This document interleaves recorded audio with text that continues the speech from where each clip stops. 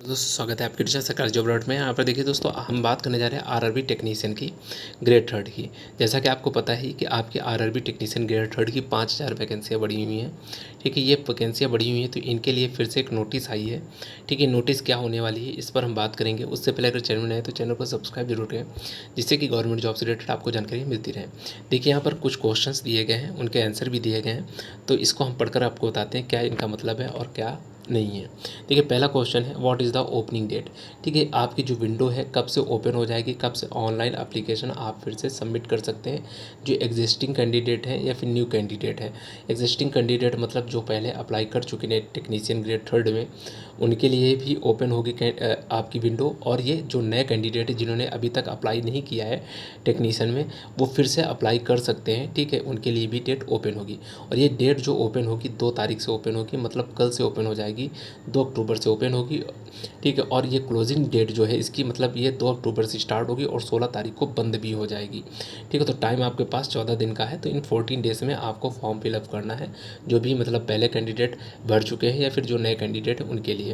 जो भी नए कैंडिडेट अपना अगर फॉर्म फिलअप करते हैं, ठीक है, अगर उन्होंने रजिस्ट्रेशन कर रखा है तो आपको नया रजिस्ट्रेशन नहीं करना है, उसी रजिस्ट्रेशन से ही फिलअप करें जिन्होंने एएलपी में फॉर्म फिलअप कर रखा है।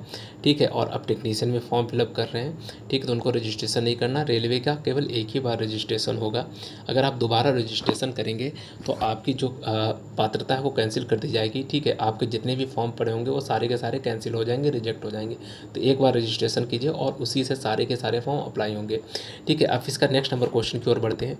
तो यहाँ पर बोला गया है, do existing paid candidate need to pay application fee again. क्या मतलब जिन कैंडिडेट ने पहले फ़ीस पे कर रखी है, ठीक है, और या फिर फॉर्म फिलअप कर रखा है, उनकी फ़ीस कट चुकी है पहले, ठीक है, तो क्या उनको दोबारा फ़ीस पे करना पड़ेगा? तो नहीं पे करना पड़ेगा, आपको पे करने की ज़रूरत नहीं है, उसी में ही सारा का सारा मॉडिफाई हो जाएगा। फिर इसका फोर्थ नंबर क्वेश्चन में अगर बात करें, जो एग्जिस्टिंग पेड कैंडिडेट हैं तो अपनी आरआरबी क्या चेंज कर सकते हैं, मॉडिफाई कर सकते हैं अपने पोस्ट वगैरह को? तो बिल्कुल कर सकते हैं। आप अपनी आरआरबी जो चेंज करना चाहें तो आप चेंज कर सकते हैं। जैसे कि आपने लेट कर लीजिए कि आपने आरआरबी इलाहाबाद से पहले डाल रखा है फॉर्म, अब आप चाहते हैं कि आपका आरआरबी जम्मू हो जाए, तो आप आरआरबी जम्मू से आप फॉर्म फिर से अप्लाई कर सकते हैं। ठीक है, लेकिन फॉर्म को आपको फिर से रजिस्ट्रेशन नहीं करना, उसी फॉर्म में ही जा करके जहाँ से आपने अप्लाई किया था उसी रजिस्ट्रेशन या फिर उसी रजिस्ट्रेशन नंबर में जा करके ही आपको फिर से मॉडिफाई करना है। ठीक है, और फिर इसके बाद अगर बात करें, जो एग्जिस्टिंग कैंडिडेट है जिन्होंने पहले फॉर्म फिलअप कर रखा है कैंडिडेट ने, तो वो क्या हर एक फील्ड में जा करके एक्सेस कर सकते हैं? मतलब जैसे कि आपको लगता हो कि आपने फ़ोटो उस समय सही नहीं लगाई होगी या फिर अपलोड नहीं की है या फिर आपके सिग्नेचर सही नहीं है, तो आप इनको फिर से अपलोड कर सकते हैं। अपना एजुकेशन क्वालिफ़िकेशन वगैरह भी आप चेंजमेंट कर सकते हैं, फिर अपना जो भी एडिशनल करना चाहें तो ऐड कर सकते हैं। ठीक है, और फिर इसके बाद अगर बात करते हैं क्वेश्चन नंबर 6 में, तो यहाँ पर बोला गया can existing candidate submit new application. जो कैंडिडेट है क्या वो अपना न्यू एडमिट के जो आपका एप्लीकेशन है सबमिट कर सकते हैं? जो एग्जिस्टिंग कैंडिडेट हैं मतलब जो पहले फॉर्म फिलअप कर सकते हैं, वो फिर से अपना नया एप्लीकेशन फॉर्म फिलअप कर सकते हैं? तो आप नहीं कर सकते हैं। ठीक है, अगर आप ये करते हैं तो आपका फॉर्म रिजेक्ट हो जाएगा। जिन्होंने पहले अपना फॉर्म सबमिट कर दिया है, ठीक है, या फिर रजिस्ट्रेशन इसमें कर लिया है, तो उनको फिर से अपना एप्लीकेशन नहीं सबमिट करना है।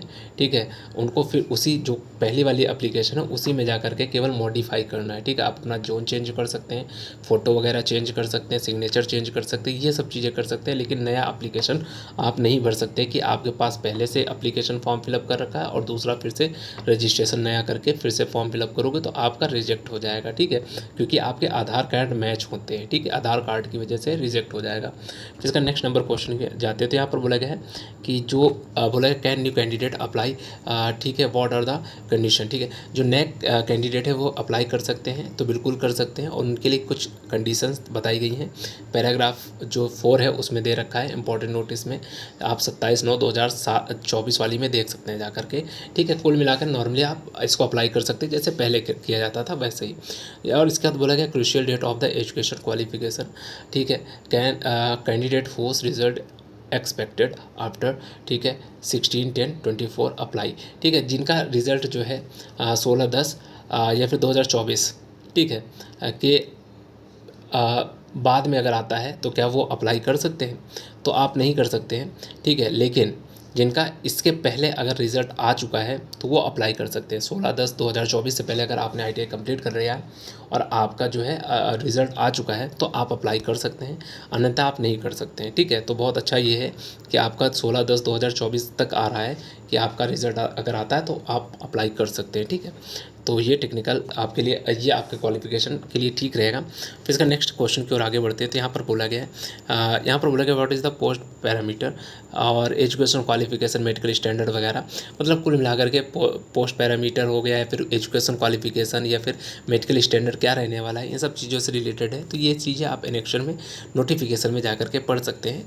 ठीक है, वही नॉर्मल है जो कि LP वगैरह में है या फिर नॉर्मल टेक्नीशियन में होता, वही सब चीज़ें हैं और इसमें अलग से कुछ नहीं है।